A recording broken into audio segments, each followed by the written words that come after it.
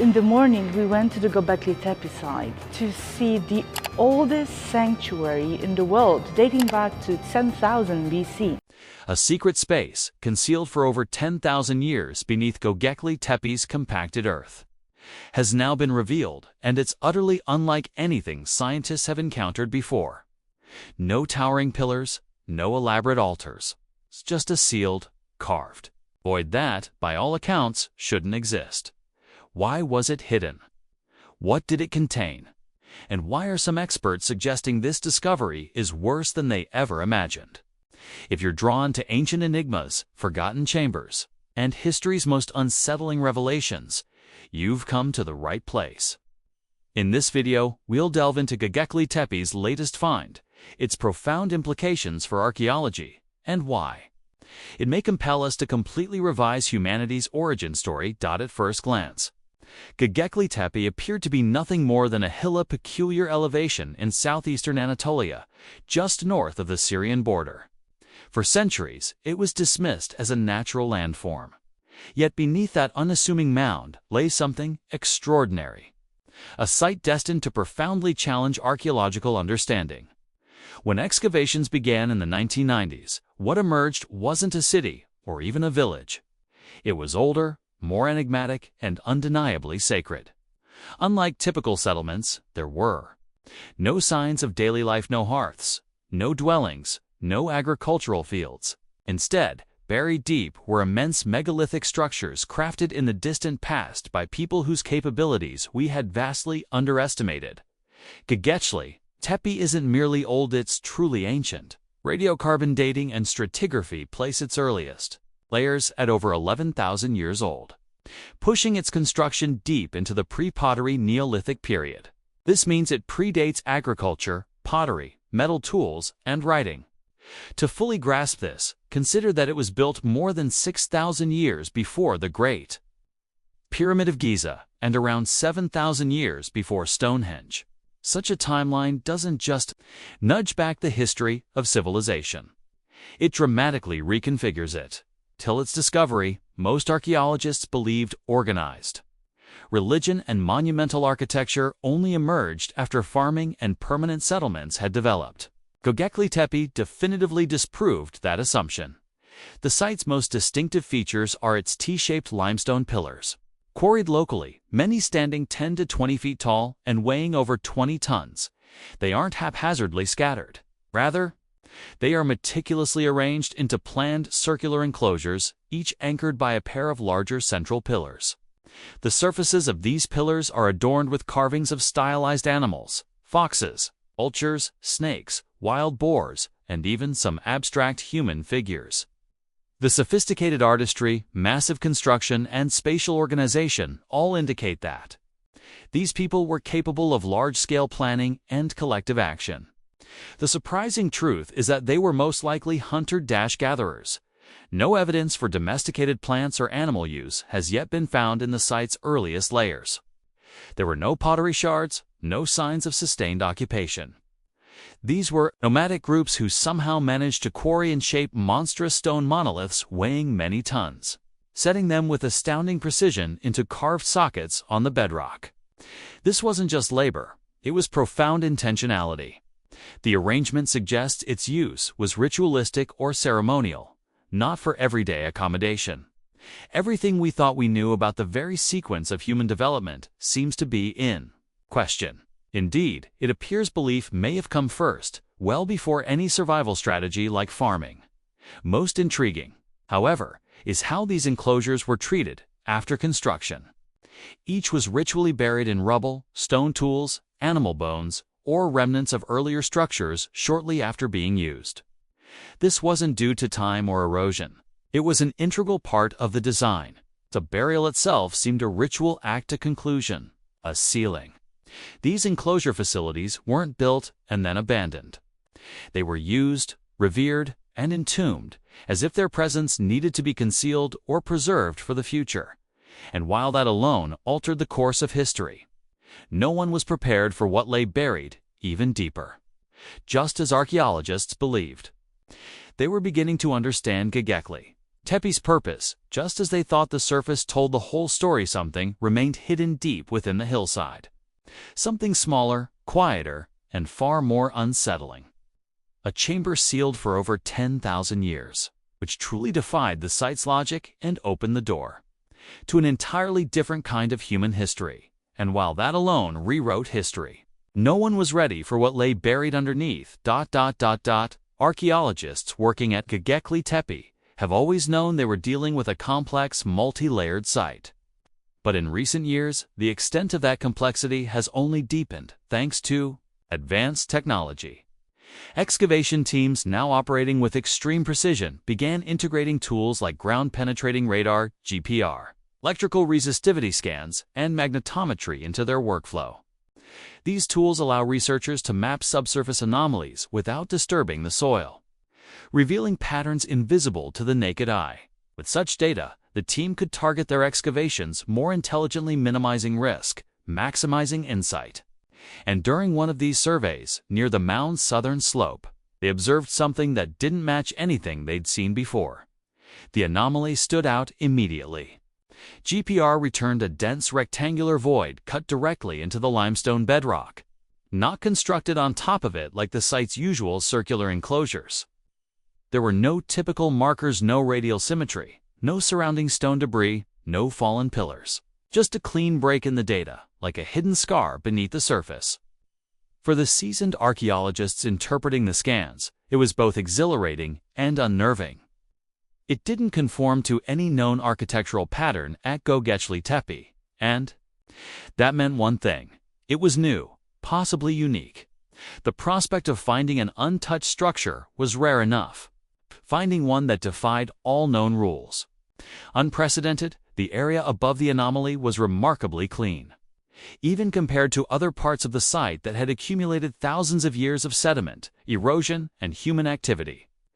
Not a single fragment of bone, tool, or charred remains was found in that specific section.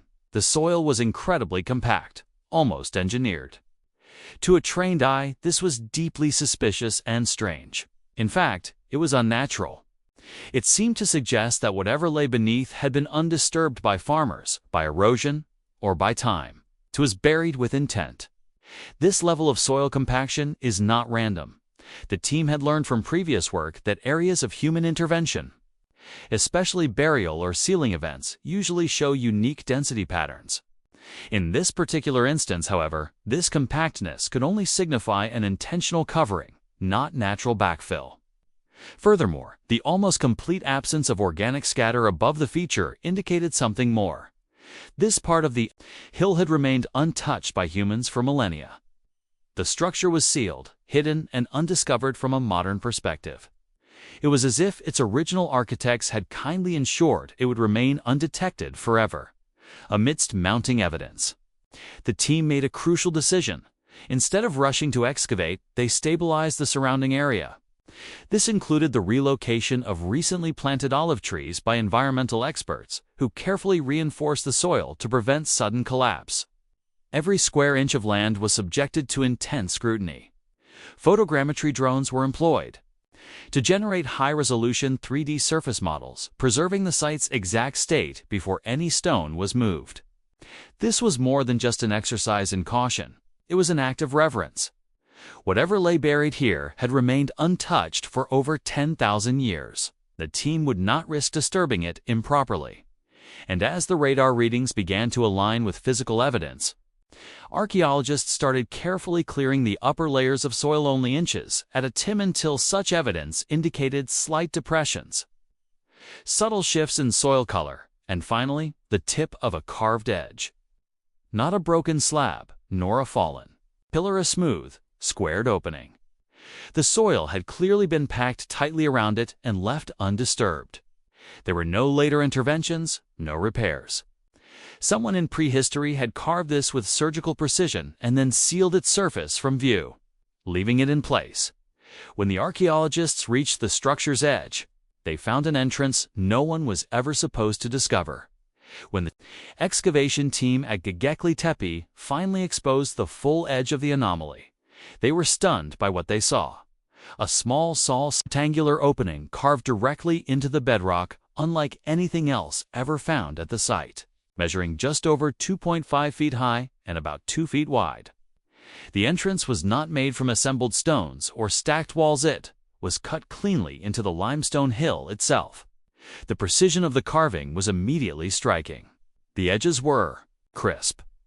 The surfaces, though weathered, still retained an unnatural smoothness. This wasn't the result of erosion or accidental. Shaping it was intentional, calculated, and executed with an unsettling degree of control. Before any physical entry could be attempted, the team used microcameras and fiber-optic scopes to peer inside. These initial glimpses revealed what appeared to be a sealed interior, packed tight with fine sediment, stone fragments, and no signs of collapse. The fill seemed to be deliberate, not the result of time or decay. What's more, the internal surfaces, what little could be seen, were flat and angled with the same strange, geometric consistency as the outer opening. This wasn't a natural crevice or weathered cavity. It was a chamber, carved and then sealed, buried under compacted earth that had remained untouched for thousands of years. Upon clearing away the dust from the entrance, even more bizarre discoveries were made. Strange markings began to appear along the stone to the left of the opening. These were carvings, unlike the detailed animal reliefs and recognizable figures seen on Göbekli Tepe's templars. These markings were, in a way, simple and almost abstract. One resembled a bent arm, another an undulating spiral or a coil. There were no elaborate motifs, no narrative scenes, only these sparse, angular impressions etched shallowly into the stone, almost as if they were meant for only a select few. They were silent, ambiguous, and this ambiguity felt sinister. The grand pillars, however, were left open to the sky, whereas this doorway and its obscure carvings faced inward, toward the hill and the earth. The symbolism here felt different, confined, private, almost taboo. It wasn't just what was being depicted, but how little was being shown. The carvings did not celebrate or declare anything. They concealed something. The chamber began to look like it was never intended for open viewing or common use. It had been designed for privacy, and its lack of embellishment spoke as loudly as any detailed relief exposed on the surface. The realization of this increasingly conspicuous doorway's feature was unprecedented. Known enclosures at Göbekli Tepe are vast open-air constructions.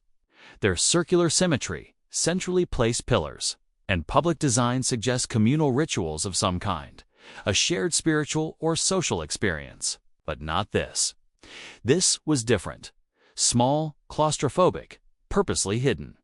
And most disturbingly of all, it didn't appear to lead anywhere. It had no spatial connection to any larger structure or enclosure.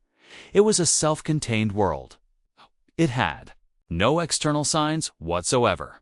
Its discovery was, in every sense, not just improbable, it was nigh on impossible. The sealed chamber was unexpected in every detail. An archaeologist who had worked at Göbekli Tepe had never seen its like. Not on site and not anywhere in the surrounding region. The chamber was not a collapsed pillar site, a broken enclosure, nor a symbolic carving. It was a carved inward space rather than upward, with an unknown purpose. It's a styling not characteristic of the region, and its concealment was discomforting. It wasn't made to be visited. It was destined to be sealed. But what lay inside the chamber wasn't treasure or tools. It was something far more unsettling. Once the carved entrance was fully exposed and stabilized, the excavation team at Göbekli Tepe prepared to clear the chamber's interiors slowly, inch by inch. What they uncovered wasn't a grand hall or a tomb filled with offerings. It was a modest, confined space, measuring just about 3 feet deep, barely tall enough for someone to crouch inside. The interior had a smooth floor, a slightly sloped ceiling, and a single bench-like ledge carved into the back wall. It wasn't what they expected, and the simplicity only deepened the mystery. There were no tools, no bones, no art, just silence. Stone and surgical precision. That ledge became the chamber's most defining feature. It measured approximately 8 inches high and just over 18 inches wide, shaped directly into the bedrock wall. It was too small to sit on comfortably, and the sloping ceiling above it ruled out any prolonged human occupation. If this had been a shelter, it was one designed with symbolism, not function, in mind. There were no burn marks, no ash layers, no staining, nothing to suggest fire, burial, or storage. In fact, the interior showed no signs of repeated use. That fact alone shook many assumptions. This was not a place meant for frequent access. It was likely used only once, then sealed forever. The carved depression discovered on the right wall of the chamber brought more questions to the team. Small in dimension, about 4 inches across, and 2 deep, but clearly crafted with deliberate intention. It was more of a mystery than anything else. Could it have held something? A symbolic offering? Water? Light? There were serious considerations, from spiritual to very pragmatic, but none fit quite well. The absence of debris suggests whatever might have once filled that depression was either removed on purpose or had disintegrated without a trace. The chamber was a blank canvas, stripped bare. It was an intentional space prepared for a purpose that had long been forgotten. It was unlike any other space in Göbekli Tepe. The site's open air enclosures are almost ceremonially communal, but this place was intimate, cloistered, and oddly segregated. T-pillars had nothing to do with stone circles, nor carved animals draped about on top. The only ornamentation appeared to be wholly abstract symbols around the opening loops, bent limbs, and other minimal carvings. And the farther down into the chamber, the more apparent it became. This was no miniature replica of an enclosure. This was certainly something else, a hideout and a void space, one that rejected visibility, spectacle, or shared participation. Even its architecture defied expectations. Unlike other elements of Göbekli Tepe constructed of stone slabs built into monstrous configurations, this was carved directly into the hill, in a fashion akin to the creation of a void rather than an occupation of volume. Here, they had not built on sacred land. They carved into its very being. That decision changed the entire picture. Implied rituals were rather inward-facing, acts of concealment rather than revelation. The chamber was not to be on view, was to be forgotten or recalled only by a few people who could appreciate its importance. That kind of closeness, that secrecy, would have disturbed even seasoned researchers. The disturbed work crew then suddenly understood. It was the secret nature of the things in that chamber and how they stood apart from everything else at Göbekli Tepe that began to give them the creeps. The site had been treated for ages as a narrative of open communal work, public display, and communal experience on some spiritual level. But this particular feature, with its bare interior and apparent concealment, heralded the stark realization that some rites were meant to be private, silent, and buried. Piled already with many questions, that tiny empty room may have emerged to ask the loudest one. What were they trying to keep secret down here, and why?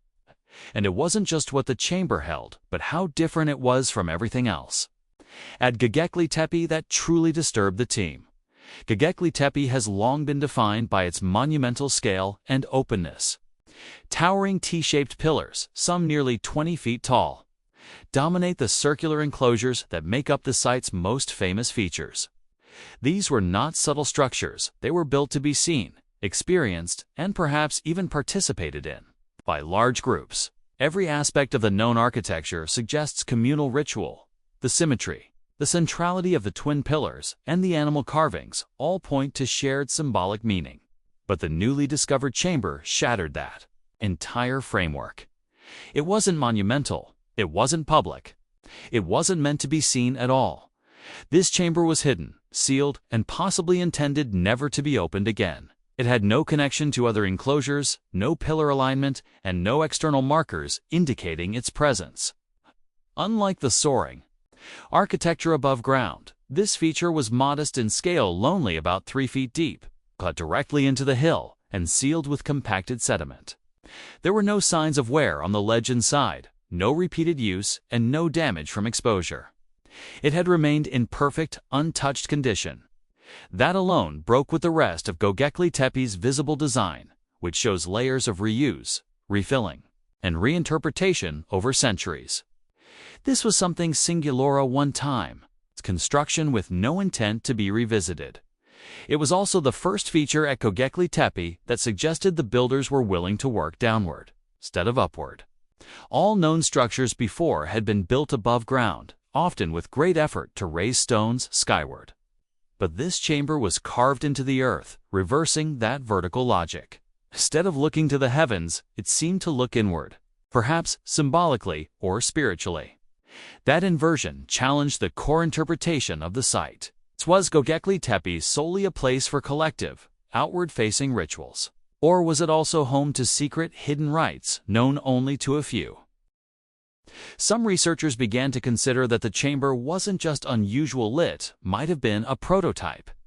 A space where the builders experimented with new symbolic forms. The bench-like ledge, the absence of decoration, the sealed nature of the room all pointed to a deliberate ritual design. But what kind of ritual? One theory suggested it could have been a symbolic tomb, not for a person, but for an idea, an object, or a spiritual presence. Others proposed it functioned like a false doorway, similar to those in later Egyptian tombs, serving as a passage for the soul rather than the body. And if so, what or who was this passage made for?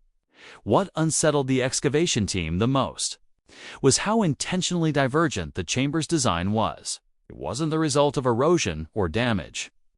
Its simplicity was a choice. Its isolation was a message. In every way, the chamber broke Göbekli Tepe's rules end that made it potentially more revealing than the massive monuments. In a site known for its grand scale, this small, hidden space demanded more attention, not less. It whispered instead of shouting, and that whisper suggested an entirely different layer of belief, one focused not on display, but on secrecy. The implications were profound. If the people who built Göbekli Tepe were capable of creating invisible spaces alongside their monumental ones, it meant they had a dual system of rituals, one for the public and one for the hidden, one for the eye and one for memory or myth. And if this was just one hidden space, could there be more buried in the hill? The discovery of the sealed chamber didn't just add a strange new feature to Göbekli Tepe, it shook the foundation of how archaeologists understood the site. Up until then, research had focused primarily on the large, open-air enclosures with their towering T-shaped pillars and rich animal reliefs. These structures were interpreted as spaces for shared ritual, gathering, perhaps even feasting, a cultural center that brought nomadic communities together. But the chamber introduced an entirely different layer of meaning. It wasn't communal, and it wasn't celebratory. It was hidden, isolated, and sealed tight. The impact of that contradiction rippled through the field almost instantly. Lead archaeologist Karu, along with his team, took the findings seriously enough to pause other scheduled excavations. Instead, they redirected efforts toward a complete subsurface survey of the chamber's surrounding area. Using ground-penetrating radar, magnetometry, and electrical resistivity scans, they began scanning the southern slope more thoroughly. And what they found was subtle but deeply important. Additional voids in the bedrock, some similar in size and depth to the discovered chamber. These weren't vast enclosures or pillar-lined spaces, they were small, enclosed anomalies, just like the chamber. In other words, this may not have been an isolated event. It may have been part of a broader, hidden design. That shifting perception made archaeologists mull over the site's original intent. Did Göbekli Tepe really exist purely for collective ritual and early spirituality, or had they just realized an entire dimension of its meaning? With the chamber now in mind, it allowed another possibility. Göbekli Tepe wasn't just about public worship, may have also involved private devotion, symbolic isolation, or even secret burial practices. Consider this: what if grand altars had been meant to impress, while the true ritual power was hidden away in places only a few could access? The very architectural contrast of the site is noteworthy and striking. Mostly, the site celebrates openness. The enclosures themselves are wide, easy to navigate, and wonderful to behold. But this one was cut deep within the earth and covered with soil that had no traces of later disturbance. Its entrance was masked, and it would have revealed hardly anything inside. Conceivably, whatever minimal contents there were carried an amorphous message. From the judgmental perspective of some observers, Göbekli Tepe's visible features could be considered to scream meaning. This, one might argue, was mute. Such a conscious decision to design an utterly contrasting experience went beyond the mere realm of architecture. It was a design precursor to matter metaphysics. It conjectures acts of belief in some realms of knowledge, some of which were destined for initiation, while others were never intended to be retrieved again in the architect's worldview. False. Doorways and symbolic passageways reappeared in other parts of the site. Among the most curious patterns to emerge in the aftermath, these vaguely carved openings in stone slabs or wall-like panels had often been treated as mere artistic decoration. But, in light of the chamber's discovery, one began to think of them as spiritual metaphors, entrances into the underworld, passages between life and death, or portals into a kind of imaginary space never intended to be entered physically. These features, combined with the deliberate sealing and minimalist character of the chamber, suggested, somewhat surprisingly, a sophisticated cosmology, one that prized layering, concealing, and even encoding meaning within the architecture itself. The psychological weight was probably the most disturbing aspect of the finding. It contradicted the image of Göbekli Tepe as a very early temple, an early gathering place for celebrating the awe of human beings. Rather, it suggested something much darker, that faith in the unseen, hidden, and forbidden played as central a role in these early cultures as did feasting and prayer. It wasn't just about honoring nature or celebrating life. It probably had something to do with memory, secrets, and knowledge buried, and the implications of that belief system might explain the site's ultimate purpose. One that's darker than we ever imagined. The sealed chamber discovered beneath Göbekli Tepe's southern slope doesn't just add a footnote to the site's history. It rewrites the entire narrative of what early humans were capable of. For decades, archaeologists believed that monumental architecture emerged after humans developed agriculture, prevailed into permanent communities, and formed hierarchies. Göbekli Tepe shattered that timeline by proving that nomadic hunter-gatherers were already building large-scale ritual spaces over 11,000 years ago. But the chamber takes it further. It doesn't just shift the timeline of construction, it challenges our understanding of why they built in the first place. This wasn't a functional space. It wasn't a shelter, storage room, or grave in the traditional sense. It was a cut chamber, sealed tightly, containing no remains, no offerings, and no repeated usage.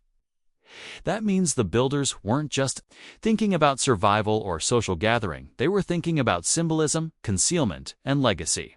The existence of a space deliberately buried and hidden suggests an understanding of memory control, the act of choosing what is remembered and what is forgotten. That idea, once thought to belong to far more advanced civilizations, now appears at the dawn of human monumentality. This raises possibly the most unsettling questions for modern archaeology. What were they trying to hide that something needed to be hidden at all? The chamber hadn't been damaged, desecrated, or reused. It had simply been set aside like a message meant only for the distant future, or perhaps meant never to be opened. Its very existence suggests the people of Göbekli Tepe were not building merely to honor the gods or the dead. They built to control knowledge. And that makes this site not just a temple or ritual center, but humanity's first deliberate effort to shape history. They were not just the stages where huge enclosures, plinths, and relief carvings took place. Pillars bore true meaning.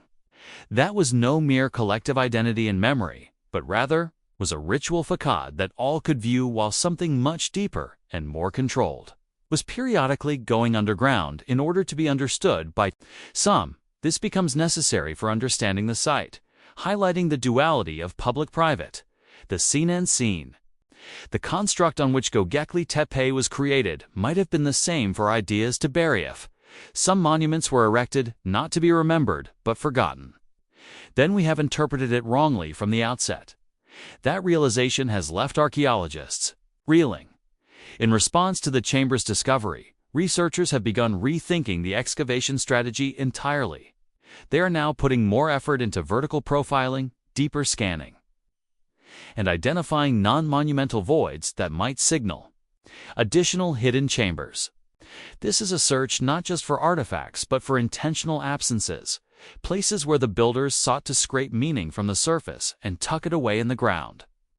And if this chamber is any indication, they were startlingly good at it. Every layer now feels like a potential gateway to something unexpected. The excitement in the archaeological community is palpable. This could be the start of an entirely new chapter in understanding ancient civilizations. So, what do you think? This sealed chamber was really for a lost tomb, a ritual offering, or something even more disturbing? Let us know in the comments below, and don't forget to like, subscribe, and hit the bell so you don't miss the next chapter of this ancient mystery. And if you're ready for more geo-dropping discoveries from our past, check out our channel now. Thanks for watching.